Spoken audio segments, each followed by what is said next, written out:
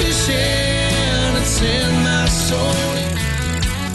Welcome to the Salt Strong Podcast, disrupting fishing entertainment as you know it. Prepare to laugh. Prepare to get to know fishing legends in a whole new and unfiltered way. And on occasion, you might even learn a thing or two about fishing. Here's your host, Joe Simons. Like diamonds. Hello, Salt Strong Nation. Joe Simons, like diamonds. We are back again here, Pastor Johnny Kelly. Hey, what's up, Joe? What's up, dude? Not much, man. I'm happy. If you're watching this on YouTube, we're in a boat. And if you're listening to this podcast, we're still in a boat. And we're fishing and being fishers of men at the same time. And this is going to be probably one of the tougher subjects we've covered so far. We have other ones that will be worse than this. Yeah, for sure. But yeah, this is a touchy subject. It's one that, I mean, literally strikes to the heart of people. Yeah. You know, love and relationships. And I think I'll start off by just saying kind of the bad news is God does not like divorce. He hates divorce, right? I mean, he takes no pleasure in it.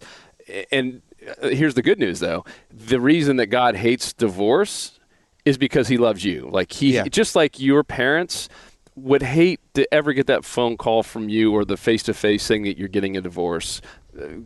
God is our Father. He hates when his children are going through tough times. He hates to see us hurting. He hates to see relationships broken up and especially impacting kids and all that. But the good news is he loves us. And I think one thing, in my opinion, that the church in general has done a poor job of is making, people who do go through divorce, which happens, right? It's happened thousands of years, almost makes them feel bad and feel like they're not accepted and they don't deserve happiness. And I disagree with that. I completely disagree. Well, I mean, if you look at it, divorce, I think a problem, if you look at the root of it, it's not so much that the church has done a bad job of because they have done a bad job of making certain things worse, making people feel worse for certain, quote unquote worse or better sins and things of that nature. Right. But really, the idea of sin and the idea of God, for so many of us, we think of that he's up there like going, oh man, I can't wait till they sin so I can punish them. And that's not what he loves. He loves us. He sent his son to die on the cross for us because he loves us. He loves us that much. And the idea of sin isn't for him to punish us. The idea of sin is that it is something that removes us from him. It takes us away from him. And so it's not the divorce that is the core of the issue. That's just sort of almost a symptom of it. It really comes down to a heart issue. That it's the idea of God wants you to be happy. He wants you to find happiness, and he also wants, and the reason he wants you to be happy is it's for his glory. Like he wants our lives to live for his glory. And the best way to explain it is like I look at my sons, and I want them to be successful, and I want them to be successful because I want them happy, and I want them to have every opportunity they can have in their life. And any parent here understands that. Like you want your kids to be successful, to find that thing that they're just so good at. I mean, we were all created for something, and so I want my sons to find that. But in the end, I also want them, and it's not not in a selfish way, but I want them to do it. And this will sound bad until I explain it, for my glory, not that all hail dad, right. But I want people to know that look, he did a good job as a parent. He loved his kids and he raised them, and look what they've been able to go on to because they've worked hard and because they've done this and because of what they did. And so it makes me look better as a parent, and it makes my heart happy when my kids are happy, when they're doing the right things, and it does look good on me. But the idea is that God wants us to choose him. He wants us to make a choice to follow after him, to live for him. And it comes down to whether our hearts are going to make the right choices to honor him, to show him glory. He wants us to be happy. He wants us to find, and he created woman for man so that we could, so they could, the better half, so they could complete us. I'd be a mess without my wife. I don't know about you, but I don't know where I'd be, but she makes me 100 times better, and because of that, the last thing that he wants is me to be unhappy, and the last thing he wants is me to have to deal with the pain that comes from divorce. I mean, divorce is, like we were talking about, it's become completely normal. Yeah, and we're going to definitely talk about that in a second.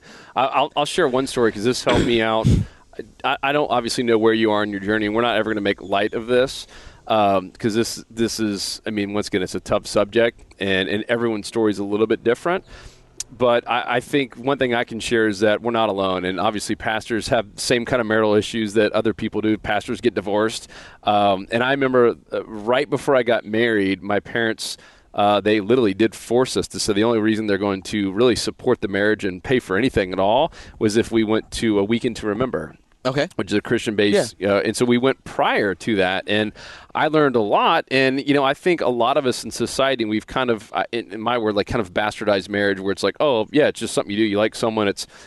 If you're living together already before marriage, oh, yeah, it'll keep our parents happy, right? And celebrities do it. They film one movie together and they fall in love and get married. And then, we've just kind of done like, oh, yeah, it's just something you kind of check off. And I went in with that kind of mindset. And, yeah, I truly love, my fiance at the time, Lauren, who I'm still married to today. But I didn't realize how serious it was. Like, they call it a contract versus a covenant, right? I didn't really have that mindset. I wasn't really going to church at the time. We didn't get married in a church purposely. I wasn't attending church at the time. Yeah. I was suffering from severe anxiety attacks. So I wanted nothing to do with the church in my marriage. And my parents knew that. And so that was their deal was like, hey, you have to go to this weekend. And one of the first things they talked about was money. Right? Money tears up a lot of relationships. Yeah. Really and so does. At this time, to give you an idea, I was making pretty good money. I had saved well. I was a pretty frugal person, and I had money, a decent amount of money in my bank account. My wife was going through medical school and had literally 6 figures of debt. And I knew that going into it, but I didn't know how bad it was because it's uncomfortable to ask, like, hey, can I see your bank statements before you get married, right? Yeah. And so I'm hearing all this stuff at this weekend, and I come back, and I finally had that conversation with my wife, Lauren, and she's like, yeah, it's pretty bad. and then like literally in that time frame, we're like 2 weeks before we're getting married, then the dad lets me know, her dad, oh, by the way, on top of her 6-figure debt she has from student loans and all that, she maxed out her student loans and has another $24,200 that she owes to me, and I expect you to pay that to me. And he was being nice, but he's like, I'm just letting you know, like I'm letting you marry my daughter. I'm going to, pay for this wedding and all that, but I expect you to pay me back as soon as possible.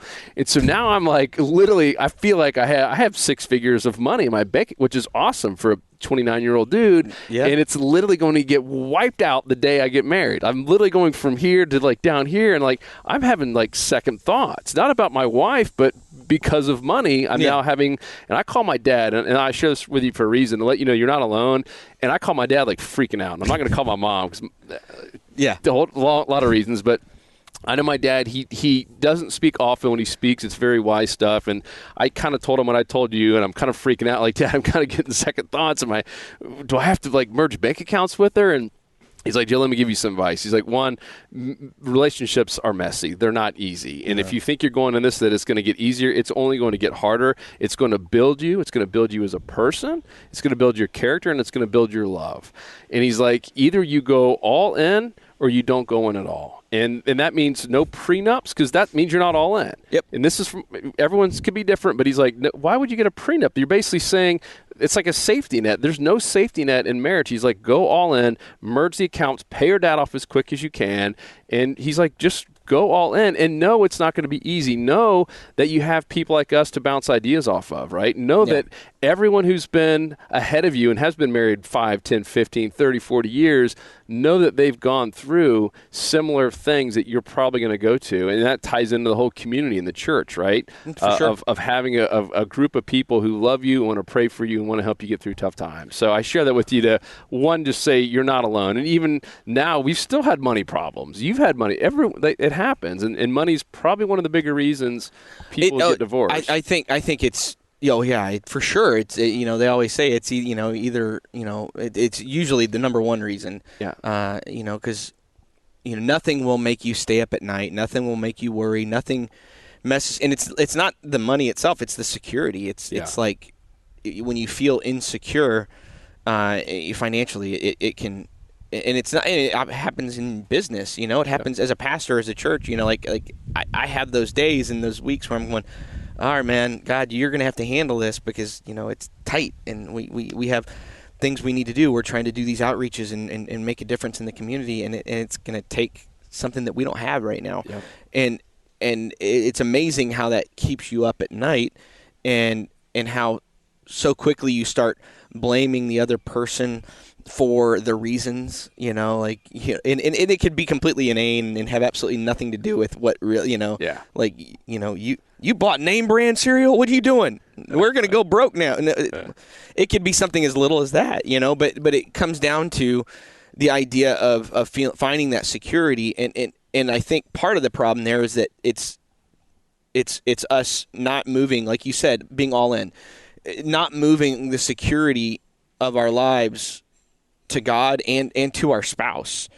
That is where I find my security. Like everything could fall away. Sarah is my rock. Yep. You know, outside of my Lord, Sarah is the one that is there. You know, my family could fall away. Yeah. Sarah's the one that's there. Sarah's the one I'm going to fight for. I'm going to defend, and I'm going to be there for. And so because of that, my security is not placed in different things. It's not placed into money. You know, it's the whole idea. You know, we always heard growing up, you know, money is the root of all evil. It's not. It's the love of money that's the root of all evil. And honestly, the desire for more of it can become that as well. Yeah. Because and it's not because money is bad, and it's because we've moved our focus away.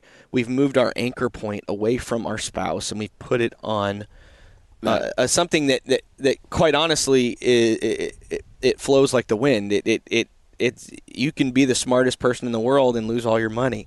You know, we've seen that plenty of times. You can be the best at your job, and we've seen that. I mean, we've watched incredible, you know, actors that are at the height of acting and they know what they're doing go to jail because they didn't pay their taxes. You know, like we've watched that happen, and the reason why is because it's something that is by and large going to be out of our control.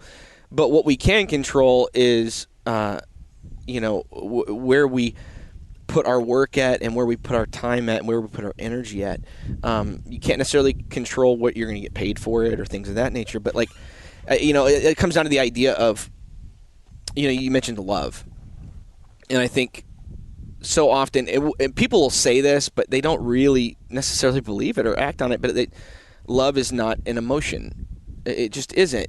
That's infatuation, that's attraction, and those are all great and awesome things. You know, I'm attracted to my wife. I'm infatuated with her. I love her to death, and you know, but love is a choice. And the best way to explain that is when we choose to love God. That's a choice. It's making the decision to I'm going to love you in the midst of maybe being unsure, or not having all the right answers, not having all the right choices, all the right, or not knowing everything that's coming down the way. I'm making the choice to love you, God, and that's a choice that both of us have made. Some of you guys have made, and we chose to do that. And in the same way, I chose to love my wife Sarah, and to give my heart to her and say, "This is yours. I'm choosing to love you." Yes, the emotion is there, but emotion moves. And if you pin your marriage or your relationships on emotion, you're going to get divorced 100% of the time. You're just going to. So that's because, I mean, what you said is right. And I think anyone who's in that position right now of maybe having a really tough marriage or going through a divorce already has, what you said is true. We all choose to love that person. We sign a contract or, you know, a covenant with them. Yeah. And what you said is right about them being the rock, but in most cases, when that marriage flip-flops, they don't think of their spouse as the rock anymore. They're the problem. Yeah. Right? But so, look, how do you get past that besides – because it's easy to say, oh, yeah, just choose to love them when all you can see – Well, it's not easy. I mean, it's easy to say, but that's what I'm saying. It's easy to say. It's a hard thing to do. It is because, once again, it is us – taking our what we consider to be our rocks, the thing that's going to hold us together, and removing it from somebody. You we all make mistakes. We all screw up, and it would be really easy for the other person to look at you and say you're the problem at the same time. But it comes down to the choice, making the choice of saying, hey, look, I'm going to love you despite the bad things you've done. The Bible explains multiple times, calls us the bride of Christ, and it's an analogy, but basically that we are to be the other half of God. Like he created us because he loves us. He created us because he wants us to choose to love him back. And we get to be his bride. We get to be the other side of those things. That whole time, most of the world, and Christians, non-Christians alike, treat him horribly. Like, we do bad stuff. Like, we're mean to other people. We are hurtful and angry. We revel in it. I mean, our society revels in people failing. We laugh at things that and it's normal.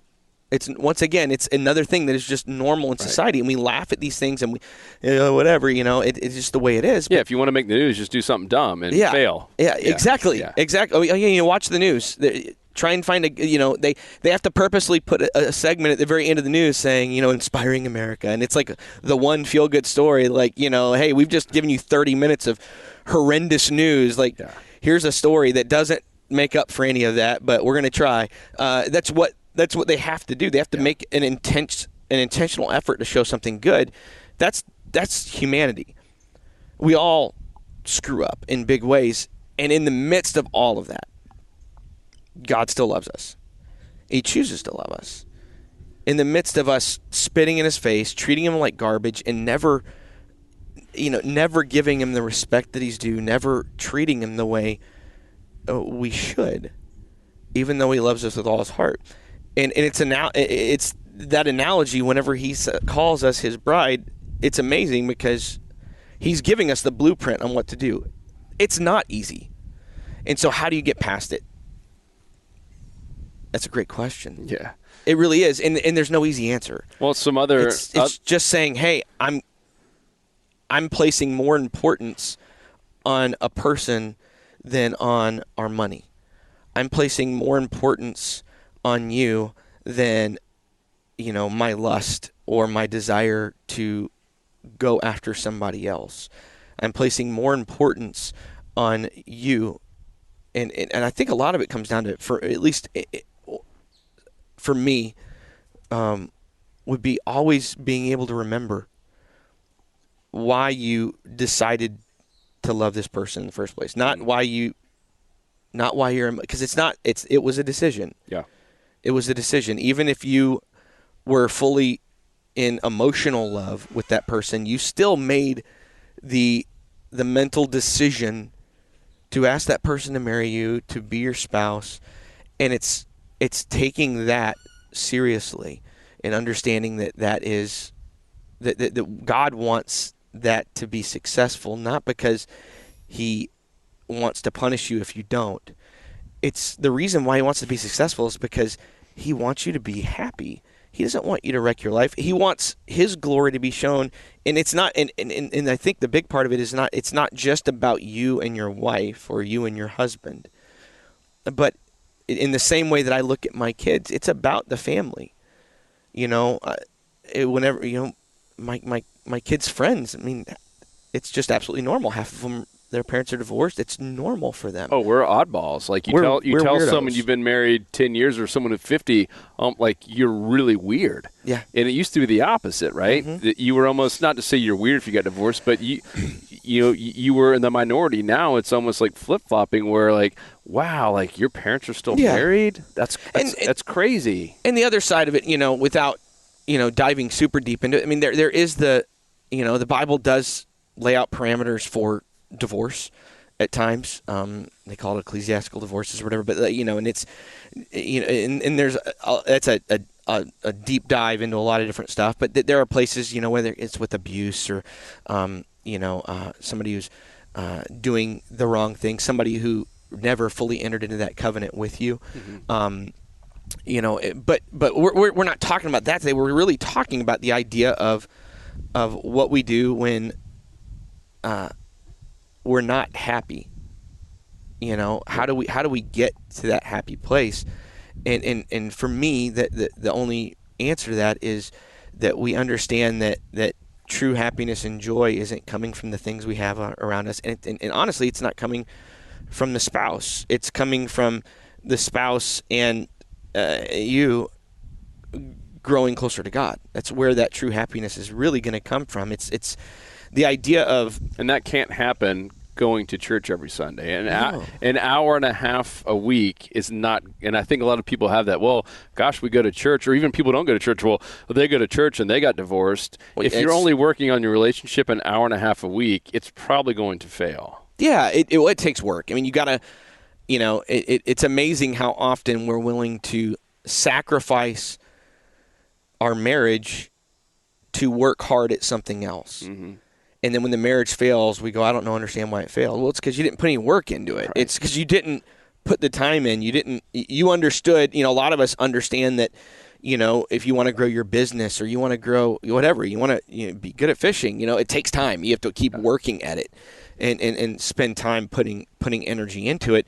But if you don't put energy into your marriage and it fails and you go, well, I don't know why it fell apart. It fell apart because we fell out of love. No, it fell apart because you didn't tend to this relationship. You didn't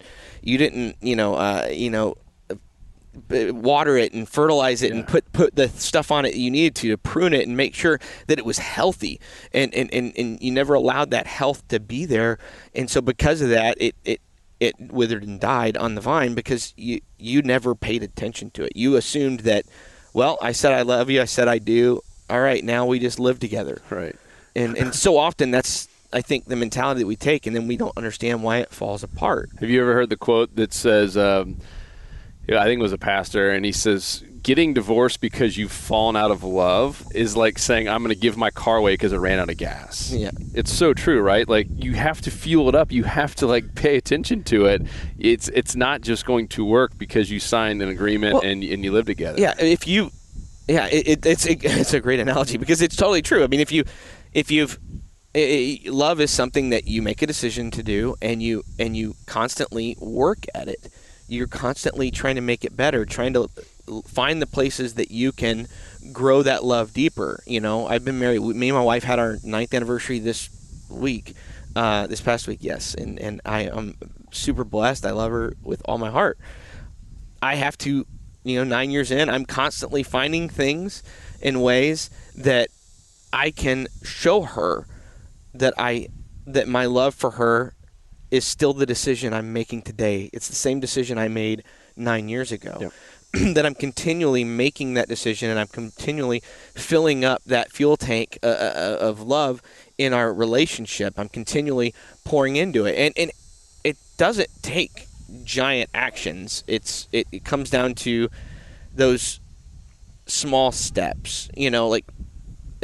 Yes, there are moments when marriages fail because of one giant action. Obviously, we've seen that. Yep. But it really wasn't that one giant action. It really never is. That marriages fail because people continually make little decisions that hurt it. And then slowly but surely they build up and they become a bigger, and all of a sudden it explodes into one big decision. We go, oh man, that's the reason. Well, it wasn't the reason. That was the end result. But we chose to neglect it along the way. It's like, if you drive your car around and you never change the oil and you never check the coolant, those are dumb decisions, and we all understand that. And if you continually don't check the oil and you don't check the coolant, one day your engine's going to throw a rod and your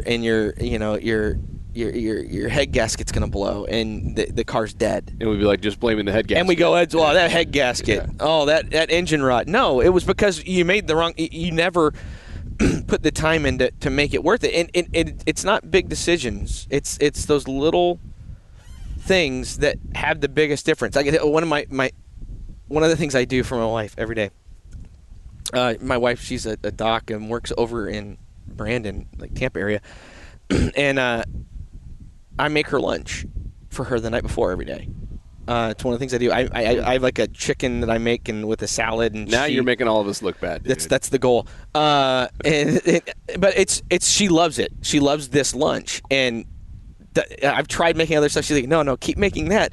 And like one of her favorite things to do is to like eat it at work, and all these other girls are like, oh man, look at that, I want that. And she comes back, she's like, all the girls are jealous of my salads. And she's how long does it take you? It takes me like 3 minutes to make it. Okay. Like it takes no time. Like, it's nothing. It like before I go to bed, like she goes to bed usually before me, and I'm up doing some work and stuff. And before I go to bed, I cut up some cucumbers and tomatoes and grab some spinach and throw some chicken in it, and I'm done. Like, it's quick. I put it in a Tupperware thing in the fridge, and the next morning she can grab it and take it to work for her. But it is this little thing that every morning she's reminded of my love. Yep. In this little weird way, through greenery. And, like she's reminded of my love. And it's an easy decision. It's an easy thing to do. But are there nights whenever I'm going to bed and I'm like, I don't really want to make a salad? Yeah, of course there are. There are nights when I'm just like, I'm tired. I want to go to bed. I don't want to. But I'm happy that every time I feel like that, I go, no, I'm still going to make her a salad. I'm still going to do it. And it's a dumb little thing that has lasting results. And it's just an example to say that pouring into the person that you're with has big changes for your future. Yep. And I think one of the things I want to make sure that we acknowledge as well is that if you've gone through it already, you're somebody who is a divorced person right now, or you're on your second or third marriage or whatever, none of that negates the love that God has for you. It never stopped. Yep. And you can find happiness on the other side of divorce, in the same way that you can find happiness on the other side of anything that you do that hurts the heart of God. That you can find that. He doesn't want you to go through that, because he wants his glory to be shown through the happiness that you have in your life, and through the good things that happen in your life, through your family tree growing that way. I know me and you, we have similar backgrounds in that I look at me and my wife, and we're happy and we have a good marriage, and my parents did as well. I grew up with parents that are just goofy in love, and that's God's glory, because my parents made those decisions and did those things. And in the same way, God wants to be proud of you and his kids, and wants to be able to that's my kid. Look at them. Look at that marriage. Look at their kids. Their kids are and look at them, and look at and these generational things. Whenever we don't do that and we don't live up to that, God's not angry at you. I want you guys to hear that. He's not angry. He's sad. He's sad. It breaks his heart, because he knows how much it breaks your heart. He knows how much it breaks your kids' hearts. He knows how much it just sucks. It's just not fun.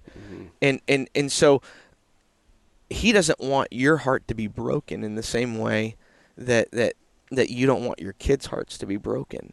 In the same way that if you think back, maybe you're not happy where you're at, but the same way that you didn't want your spouse's heart to break at one point. Maybe you don't care about that at the moment, but at some point, if somebody had broken the heart of your spouse, you would have been angry. You would have been livid. You would have been ready to fight.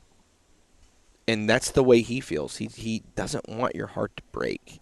He loves you right where you're at. And so on the other side of that, can you find happiness? Can you find joy? Can you be pleasing to God? Yes, completely. And I don't know where this is in the Bible, but I remember the story.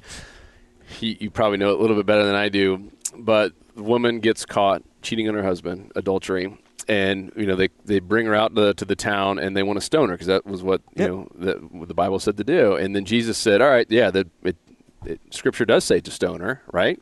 But anyone who's never committed a sin before in their life, stand up and throw your stone. And everyone, eventually drops their stone. Yeah. And so I think a lot of us, I mentioned in the beginning, kind of one of the faults of Christians, just people in general. We all are sinners. And we all kind of want to justify that, oh, yeah, I might look at pornography or I might go to strip clubs, but at least I'm not divorced, right? Like that's a worse like sin, a badge right? of honor. Right. There's a lot, and I'm not trying to, once again, downplay any of this stuff, but there's a lot of, including me, I've done that before, like, oh, yeah, we might have a massive fight over something stupid or we might have our problems, but at least I'm not like these people because they're doing it worse than us, and shame on us. Like every time I do that, I have to like think back to that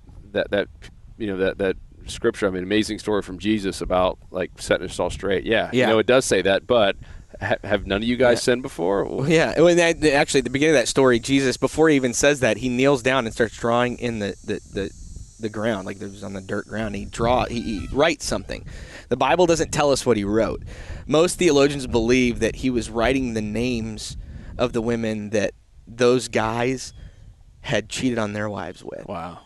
That he was that's one of the theories, at least, that like he was writing their sins down and just wrote them down on the ground and goes, okay, whoever hasn't sinned, why don't you do it first? Yeah, you throw the first rock. I remember the biggest fight I ever had with my wife, which was totally my fault, and every guy listening to this can understand this, because it no matter how much I wanted to act like it wasn't my fault at that moment, I can look back and it was totally my fault. Like it was it was a week or a couple weeks before we got married. And it was a fight over our wedding invitations. It was the biggest fight we've ever had to this day. The biggest fight. And it started at Cracker Barrel. There's no more Polk County way for a fight to start than at Cracker Barrel. And you can't yell, but you're just sitting there getting more and more angry as you eat your big boy breakfast, and because that's the only thing you get at Cracker Barrel's breakfast. Nobody, you crazy people getting dinner. Give me hash brown casserole all day. And just getting angrier and angrier and angrier. And I remember getting in the car and just seething. I was so angry. And she was so angry. And we were in her car because I was driving like a janky old like Chevy S10 that everything was wrong with it, and she had like a nice car, so she's driving. I'm sitting in the passenger seat, and we're driving along, and we pull up to a stoplight, and we're just so angry, and we're not even talking. And I remember sitting there, and every ounce of my being wanted to open the door and walk out. Like everything in me said, get out of this car and walk away. And I like put my hand on the handle, and I sat there, and I looked at her, and I just went, I chose her, and she chose me. And it was the hardest thing I've ever done, to just sort of let my hand go, and I set it down, and I just sat there quietly.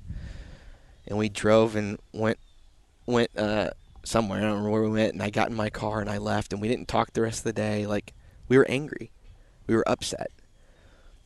But it was remembering in that moment, I chose this. I chose her. And let's be really honest. She's worth more than a stupid fight about wedding invitations. Yeah. She's worth more than that. And I would be willing to wager that there's very little that you could fight with your spouse about that is worth more than that person. And I think we all, I mean, it'd be, and I understand that maybe they broke your heart. They destroyed your trust, or you're just angry, or they're just angry, and it's happening to you. And you don't know what to do in that moment. It comes down to just continually saying, because I've walked with people through that. I've walked people through at our church, multiple people, some of them multiple times over the last few years. I mean, it's just the life we live, the world we live in. People that, there's somebody at our church that I've walked with them through 2 divorces. Both times the spouse left them. And they didn't want it. They didn't want them to leave. They loved the other person, and the person left them, and it broke their heart. But the one thing I will tell you about that person is that continually in that walk through those situations, they continually made the right choices and continually put the love and the life of the other person ahead of the argument. I think we get so caught up in us, in the selfish ideas of winning, of I'm right, you're wrong. Who cares? Yeah. Like, honestly, if our kids acted that way, we would yell and be like, stop being dumb. Who cares? I do it to my kids all the time. My one son will do something that I said not to do, and his excuse is, well, my brother did this, and it made me. No, it didn't make you do that. Yeah. And you yell at him and go, stop it. You do what you're supposed to do. And at the same time, as adults, we sit here and we don't do what we were supposed to do because the other person did this. Yeah. And it's the idea of just always remembering that I chose to love her. It was a decision. Emotions come and go. Emotion, lust, attraction, infatuation. Emotions, they rise and fall. They come and go. There are moments, and we all know this, because of just our emotional levels on everything. They rise and they fall. There are moments when you're, just dopey in love and giddy and infatuated, and there's moments when life is life and you don't think about that kind of stuff. It's just the way it is. Yep. Because those come and go. And if your marriage is, if you're basing whether you're going to stay married to somebody or not on that, it's over. It comes down to understanding that marriage is about love, and love is not an emotion. Love can be born from emotion, but it's a choice. We choose to love that other person, and when we choose that, we are, like you said, it's a covenant. It's a contract saying, I'm giving you my. It's why we in marriage, you go, whether it's at a church or not, it's a contract. Yep. It just is. It's a contract where and what we're saying is, like, I give you my heart, you give me yours. I will love you, for better or worse. Till death do us part, and that's the whole point of it. But in the, like I said before, at some point, maybe, out of your own doing, it falls apart. There is still happiness, and God still loves you, and you can still find love. Yep. Completely. God doesn't want divorce because he wants you happy. He loves you, and he wants the glory that you are following after his plan for you. So I had probably some of the best relationship advice. It just hit me when you were talking that I was ever given, and it was from a gentleman that was a businessman he was kind of my mentor back in Atlanta. Ended up becoming a pastor, and he said two things that are pretty much always true. And he said, people change, but not that much. So that's the first one. People change, but not that much. And what that means for maybe young people or people who are now been married 10 plus years, the spouse that you married, they're going to change a little bit, but usually not that much. And so what that means is you can't just change them. No matter how hard you pray, and especially if you're about to get married and someone has a really bad habit, you might want to address that now because it might just even get worse. You're not going to usually be able to change them that much. And the other one is 90% of the time, it's your own stinking fault, right? If you tie those two things together, saying, all right, if we're having a fight, and I know you're not going to really change your ways, and a lot of times it's my fault in the way I'm looking at it, it makes it so much easier to take a step back and just say, you know what, I'm not going to be able to change my wife, and I'm not going to be able to change this habit that might bug me or annoy me or whatever it is, and I need to address this myself. And I think so many people, my friends who I've seen go through the painful divorces, many times I can see it, they can't. It's like it was mostly their fault, right? They always want to blame the other person, and everyone always has the two sides, but so much of it is, I want to change this person. If they're not going to change, I'm going to get rid of them. And so much of it comes down to ourselves and our hearts and our once again, our ability to choose to love that person through thick and thin and to try to get through it. Well, what would you tell your kid?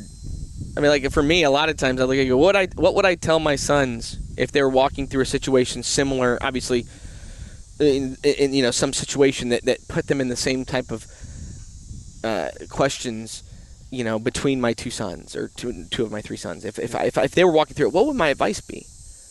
What would I tell them to do to get through that? 9 times out of 10, I go, oh, okay, well, that makes sense. Like that, that's what I have to do too, because we're really good at figuring it out for other people, right. But whenever we've tied it so closely to our own emotions, it's hard for us to do it to ourselves. Yeah. And the thing you said earlier about the idea of marriage being something that is you're not going to change the person. No. And I think it is such a key to making sure that you, and it goes right back to what I said before, making sure you make the right decision in the first place. Yep. I've watched people, be on their 5th or 6th marriage, and you want to look at them and just sort of go, dude, common denominator. You're really bad at decision making. Like it comes down to you're really bad at making the decision, and you're treating it like there's a return policy. You're treating love like it's an ATM machine, like you can go and withdraw whenever you want. Or more like a credit card. Like I can withdraw whenever I want and let it get in default, and whenever it's in default, I'll call bankruptcy and walk away. And we treat marriage a lot of times like that. But in the end, it comes down to make the right decisions, make the choices to place your love with the right person, and then work at it. And the reason all that is good is because God wants you happy. He wants His glory. He wants to know that you've done a good job with your family, with your kids, with your wife, your husband. He wants that to happen. And so. Yep. And then finally, if you are in that situation, I know you reiterated this. I heard another pastor say it, and he says, usually on the very first meeting when a couple comes to me with issues, marriage issues, I know within that first meeting almost 100% of the time if they're going to make it or not. Mm-hmm. And he says it boils down to just one word, and the word is hope. And we talked about that in our very first one. And meaning if he meets with a couple and he can already tell one, if not both of them, are already visualizing how good their life's going to be without him. They're just kind of going through the motions, like, hey, let's just do this. Oh yeah, we have to go through counseling so that we can tell people we went through counseling and it didn't work. That we tried, but they're not trying. Exactly. At that point, It says he's guaranteed. No matter how hard they pray over him, it fails. But if they have that hope that, you know what, we want this to work, we're in a really bad spot.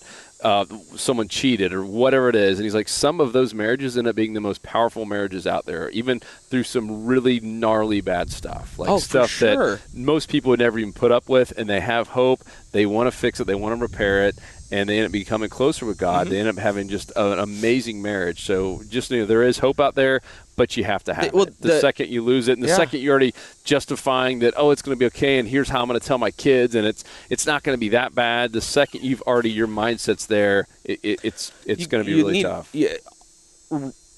Do your best to remind yourself of why that decision was made in the first place. Why did you make that decision in the first place? Was it because you had to, or was it because you truly loved that person? Did you make that choice to truly love them?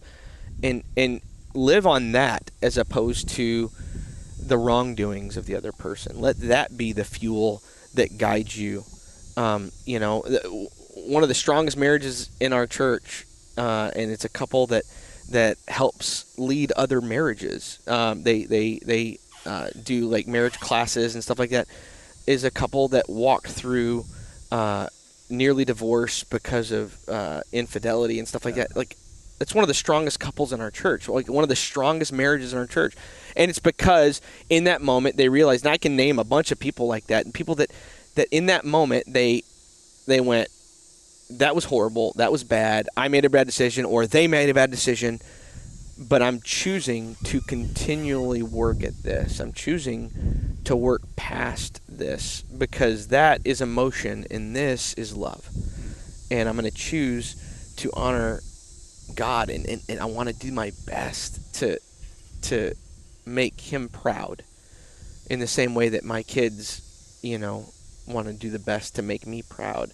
That we do the same for Him, and we try to exhibit to our spouse the same love that God exhibits to us when He calls us His bride. which is a love that is always there in spite of the horrendous things we do to him and that we do in this world. I mean, the worst of the worst of the worst. The worst things that you've ever heard of anybody doing, God still loved that person in the midst of it. That's the kind of, and he calls us his bride, which gives us the example of, there is nothing that you can't get, that you can't overcome if you're willing to work at it. It's just, the way God intended it to be. I love it. And you're loved? Completely. God loves you. And as kind of the whole mission, with this Unchurched is we're kind of, I replied to that one guy, showed you the reply. Yeah. We're essentially the gateway. We're not trying to be a church. We're not trying to tithe. Obviously, you have your own church in Lakeland. Discover Family Church. Yep. Meet Sunday mornings in Lakeland, 10 a.m., discoverfamilychurch.com. And we'd love to have you anytime if you live in Central Florida. We're right off I-4. Yep. So. And so what's the ultimate kind of role that we think we're playing or hoping to play, things might change, but is to be that gateway to I don't know, you might not even find a church, but at least just to find a biblical group, someone who can pray over you. I still think that big misconception that even I had for many years is, we have 7 days in a week, and I'm going to spend an hour and a half at church, and I've check it off, it's okay. And that's not going to help your marriage. It might help a little bit, but it's not going to solve problems, and you're not going to grow closer with God, and it's going to be tough. So I would encourage you, biblical community and having a relationship with God does not have to happen in a church, and it can't just happen an hour and a half, and then the rest of your life is doing normal church stuff. Is supposed to be a it's people, not a building. It's a hospital for broken people, which is all of us. I will say straight up, the number one thing if you're struggling in your marriage that you can do is to try and grow closer to God. I mean, it just is. The analogy. And you can't rely on a pastor. You can't rely on me, because here's the deal. I'm a person, and I'm broken too, and I'm going to let you down at some point. And there's not a pastor out there that won't. Every pastor is going to let you down at some point. Every Christian leader is going to let you down at some point, because they're people. Think about, no matter how good you try to be, how many times you screw up. Well, it's the same for them. But because of that, you have experiences, and you're great people to go to and pray over. And exactly. And if you look at it like this, and I'll give one quick analogy before we close. The analogy I saw once was a ladder. If you picture like a ladder, like an A-frame ladder with rungs on both sides, and you and your spouse are in the bottom of both sides of that ladder, and God's up at that top.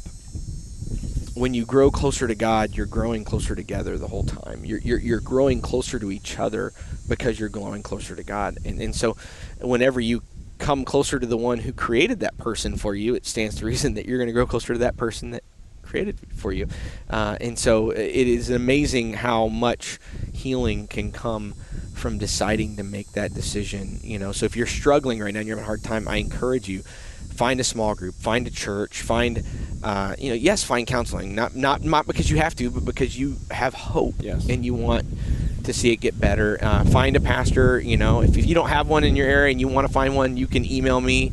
I'll help you find one in your area. If you're in my area and you want to come hang out or talk or need some counseling, I'd love to help. Johnny at discoverfamilychurch.com. Love it. Email me. I love it. Guys, if you like this, the one thing that we do ask to help us out is to share it. Go to iTunes, give us a review, and let us know. You have his email. Mine's joe@saltstrong.com. Any other topics that you want to cover or prayer requests, any of that stuff. We truly do want to help. And otherwise, we'll see you on the next Unchurched. Yeah, I'm excited. We're going to go fishing here, and it's a little bit windy. It is windy, but I'm gonna hook up with a lunker. Let's do it. Let's do it. Thank you, guys. 'Cause fishing, it's in my soul. It was passed down to me from the days of old. Find us on the water.